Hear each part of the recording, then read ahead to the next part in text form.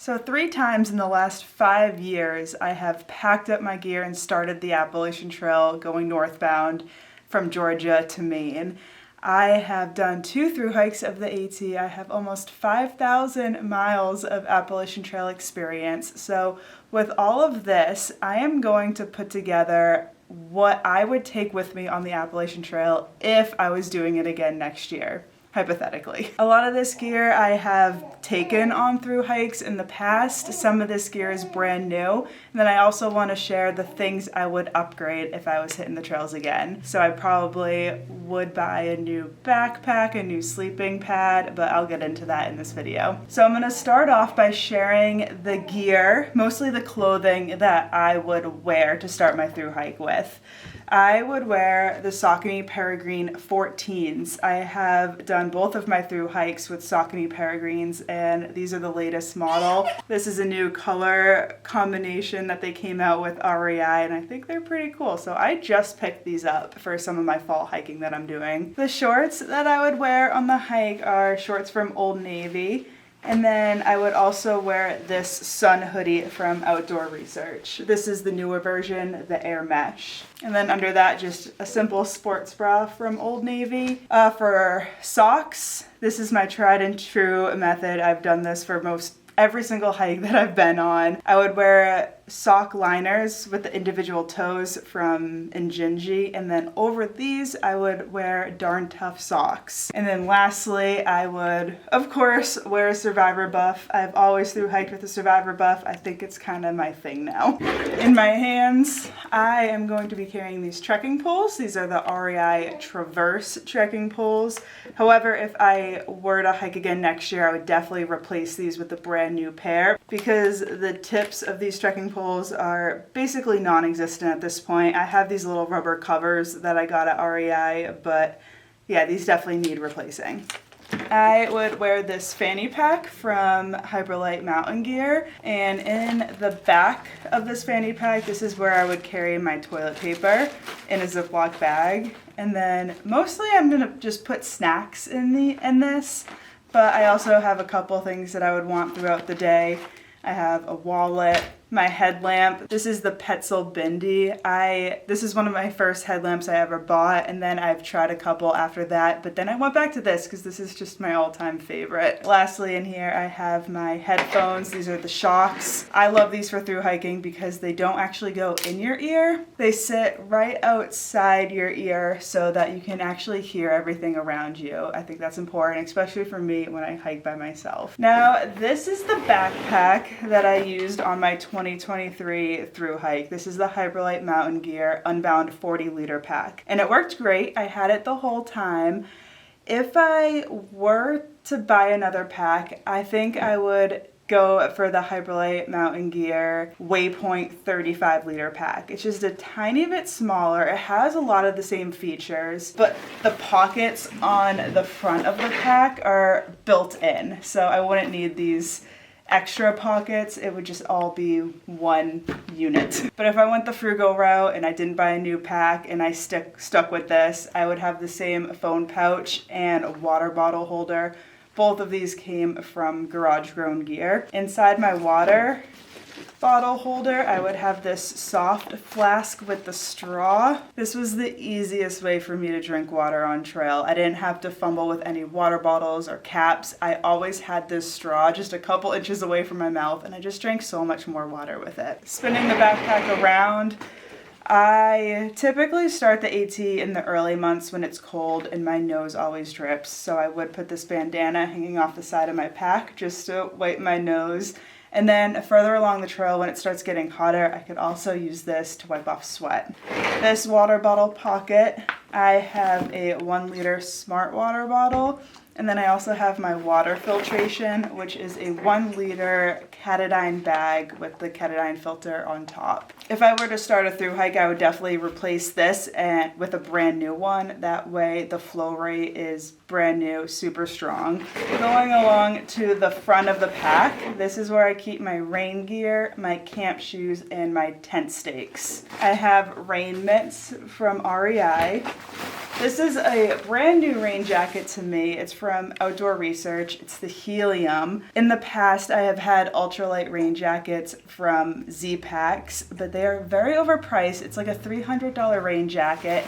This I found at REI for $84, and I believe it's still on sale. So if you check the description, I have it linked. I have had this for a few weeks now, and it's been great. It's super lightweight, super packable. And then along with this, I'm actually gonna link everything, every single piece of gear I talk about in this video in the description if you wanna check it out further, because I know some of these items I'm just going through really quick. However, I am still gonna bring these rain pants that I got from Z-Packs. My camp shoes are Old Navy flip-flops.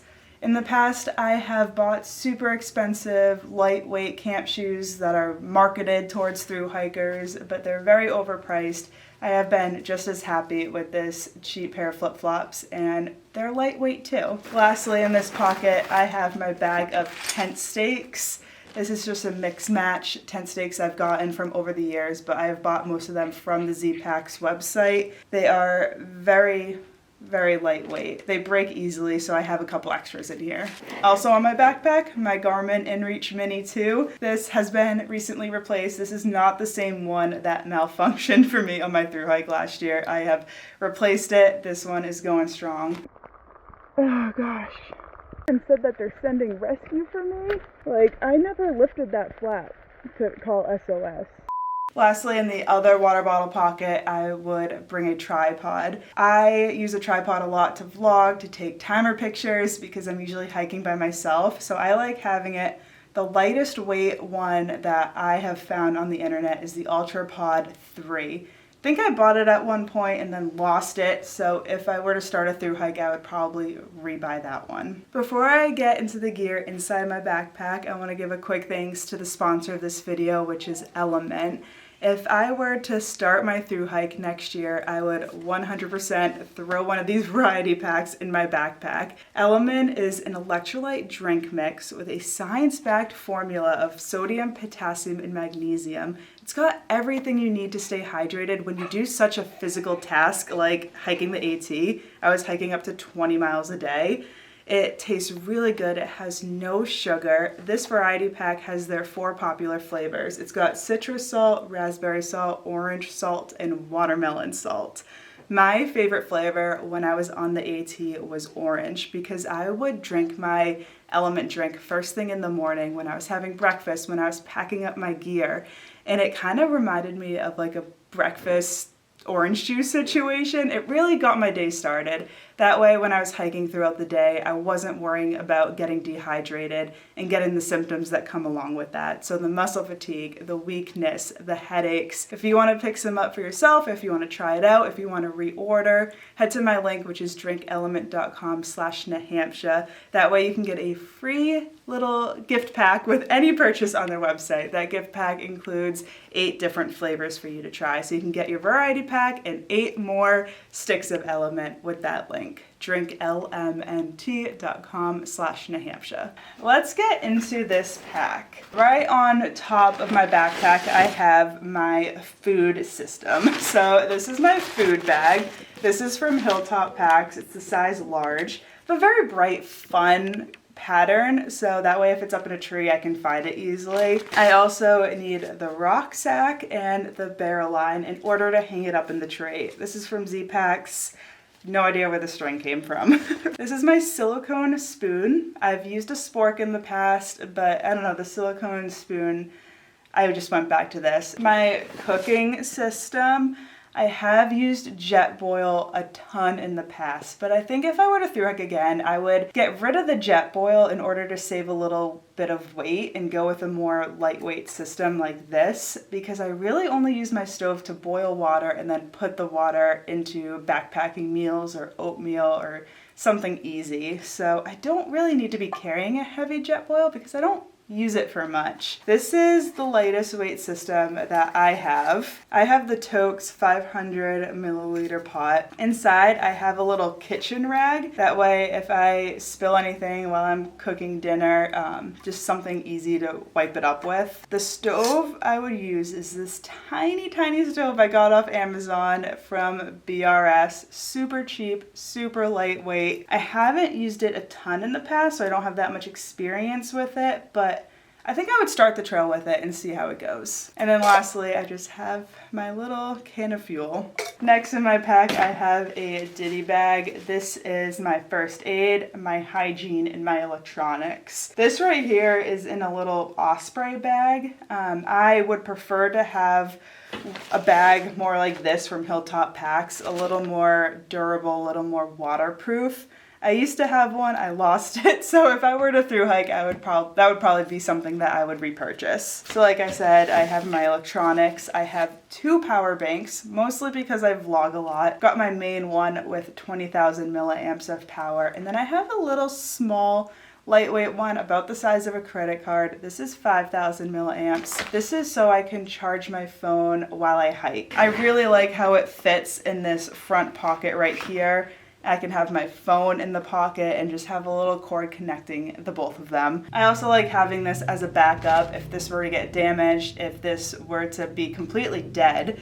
I would know that I have this to charge my phone to just get me to the next town so I can recharge everything there. Also in my ditty bag, I have all the cords that I need to charge my electronics, my watch, my headphones, my Garmin, my headlamp, my power banks, my phone. And then yeah, just a bunch of little hygiene items, my toothpaste, my toothbrush, sunscreen, Leukotape, Band-Aids, my charging block, fire starter, contacts, floss, and I think that's most of what I have. I have my mid-layer in here. My mid-layer of choice for the next hypothetical thru hike would be the Melanzana.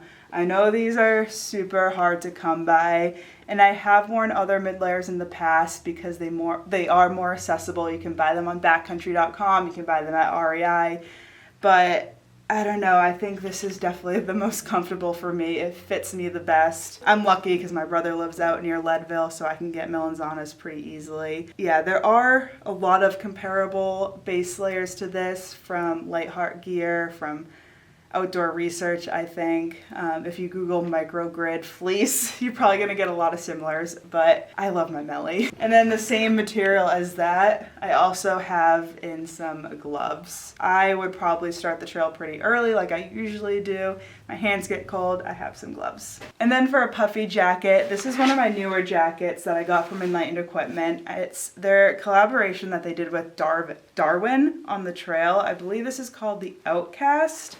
I've used Enlightened Equipment puffies in the past, so when they came out with this newer one and it had some added features and improvements, I grabbed it, so I would take this on the hike. I have gone through quite the number of tents in my past, but if I were to start the trail in Georgia on March 1st, I think I would go back to the Z-Packs Plex Solo. This is by far the lightest tent that I own.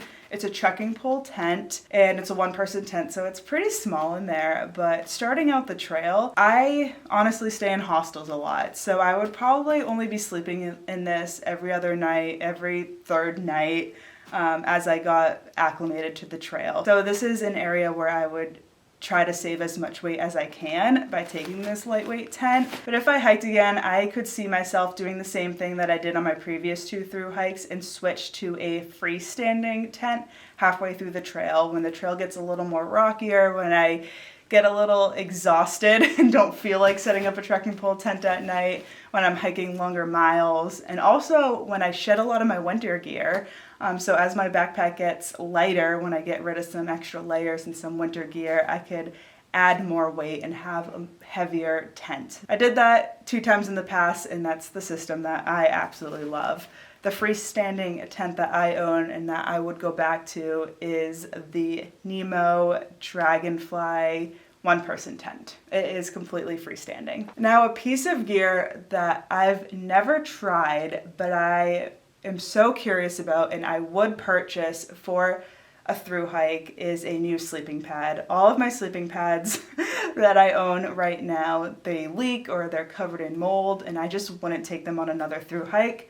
So I would be so tempted to buy the new sleeping pad from Nemo. I believe it's the Nemo Tensor all-season sleeping pad. I think it's really lightweight and it has a really good R value, so it would keep me warm. So that would be something I would spend my money on and be really excited for. The last thing in this pack actually is this compression sack. I have so much stuff. It doesn't look very big, but there's a lot crammed in here. I love having this compression sack just to, you know, keep everything together. It doesn't take up that much space. This is a lot of my sleep clothes, things I want to keep dry, my sleeping bags in here. The first thing in this bag are my Downton booties from Enlightened Equipment. I also have a pillow from Nemo. I believe this is the Nemo Philo Elite. I sleep with my pillow in between my knees more than I do under my head. I usually stuff a bunch of extra clothing under my head and then sleep on my side with this in between my knees, and that is so comfortable for me when I'm backpacking. I have one extra pair of Darn Tough socks. I have my sleep pants. These are really warm sleep pants from Smartwool, so I would start the trail with these and then get rid of them as soon as I could. And then I also have hiking pants. So I would try to hike with shorts as much as I can because they're more comfortable for me, but if it was really cold, I carry these hiking pants that I got off Amazon from a company called Belief. My designated sleep shirt would be this base layer from Virgin. It's a local company to New Hampshire. I actually sell it in my store, but they hand make everything in Lincoln, New Hampshire. They have a really great store. I've met the owner.